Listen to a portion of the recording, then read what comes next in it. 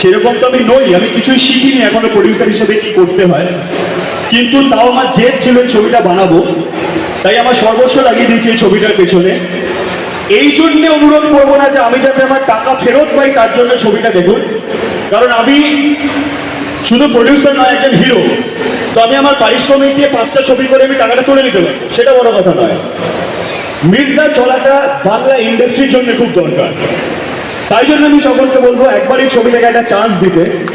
আজ মির্জা চললে ভবিষ্যতে আরো এরকম 10 কোটি টাকার কাছাকাছি ছবি হবে, 50 হবে, তারপর 100 কোটি টাকার ছবি বাংলায় হবে। বস, প্রচুর ইন্ডাস্ট্রি আমাদের থেকে এগিয়ে গেছে যারা একসময় আমাদের থেকে অনেক পিছিয়ে ছিল।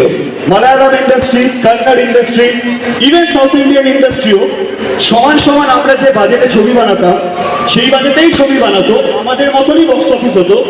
আজকে তারা 200-300 কোটি টাকাতে চলে গেছে, আমরা অনেকটাই পিছিয়ে রয়েছি।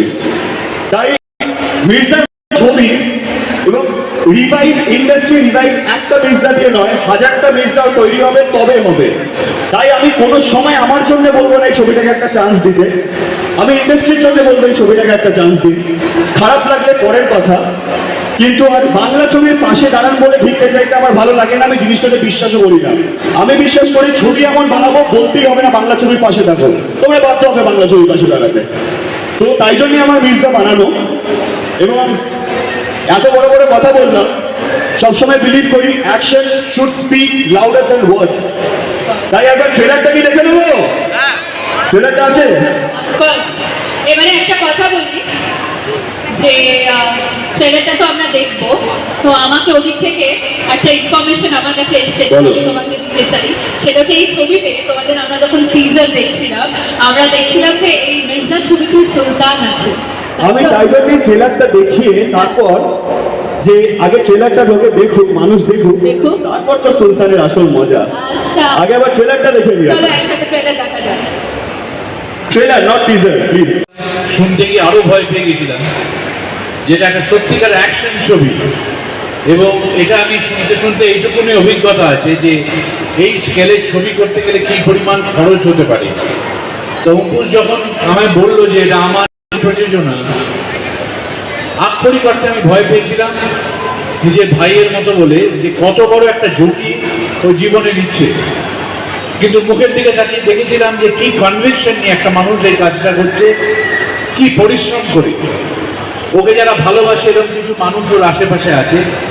আমরা তো পেশাদার অভিনেতার মতো কাজ করে এসেছি, ওই কদিনে ছাড়া প্রতিদিন মুহূর্তে প্রতিটা ঘন্টায় অঙ্কুশ হাজরার প্রোডাকশন এবং অঙ্কুশ ঐন্দ্রিলারা পরিশ্রম করছে। একটাই কথা বলবো, সব রকমের ছবি কলকাতার লোক দেখে, তারা প্রমাণ করেছে সেটা যে ভাষাতেই হোক। নিজেদের ভাষার ছবিতে যখন এই স্কেলের একটা ছবি হয়, সেই স্কেলটা দেখতে যাওয়ার জন্য ছবিটা দেখা দরকার, যেটা আমাদের কলকাতার টেকনিশিয়ানরা, আমাদের এখানকার মানুষরা এটা বানাতে পারে। তারপরে তার গুণাগুণ ভালো মন্দ বিচার করবেন। কারণ এই যে ছবি, এর যে এত বড় লগ্নি, সেই ছবির যদি দর্শক হলে কি না দেখেন, এই লগ্নির কোনো অর্থ থাকে না। কাজে আমি সবাই বলবো, মির্জা যখন রিলিজ করবে, প্রতিবেশী কথা শুনবার জন্য বসে থাকবেন, নিজেরা টিকিট কাটবেন, হলে চলে যাবেন। খবরের কাগজের রিভিউয়ের জন্য অপেক্ষা করবেন না, নিজেরা গিয়ে ছবিটা দেখবেন। একটা অভিজ্ঞতা একটা ধরনের লাগবে। আমার দৃশ্যগুলো ডাবিং এর সময় দেখেছি, আমি মুগ্ধ হয়ে গেছি। আমাকে এই স্ক্রিপ্ট দিলে আমি বানাবার ক্ষমতা রাখতাম না, এইটুকু বলতে পারি। কাজেই যারা ছবি নির্মাণ করেছেন তাদের অদম্য পরিশ্রম, এবং ছবি দেখলে বুঝবেন অনেক মানুষ এর পিছনে পরিশ্রম করেছেন। কোরিওগ্রাফার, ডিরেক্টর, অত বড় ডিরেক্টরিয়াল টিম, অ্যাকশনের টিম, সমস্ত কিছু মিলে একটা বিরাট বড় আয়োজন। আপনারা সবাই দেখুন। আর এর মধ্যে আমি ওই টেক্কা একটা তাস আমি মন প্রাণ দিয়ে আমার মতো করে কাজ করেছি। আমার কাছে নতুন একটা অভিজ্ঞতা, আশা করছি আপনাদের ভালো লাগবে। আর অঙ্কুশকে আমি এখনো বলবো, অতটা বিগ বাজেট এইসব অনুষ্ঠানে একটা দুটো কনফেটি বাজে, সাউথ সিটি 50% ঢেকে দিচ্ছে আজকে কনফেটি দিয়ে। অঙ্কুশকে একটাই কথা বলবো যে টাইম আচ্ছা চল রहा है तेरा। আমি ভাবছিলাম এটা তোমাকে বলতে পারবো, তুমি বলে দিলে।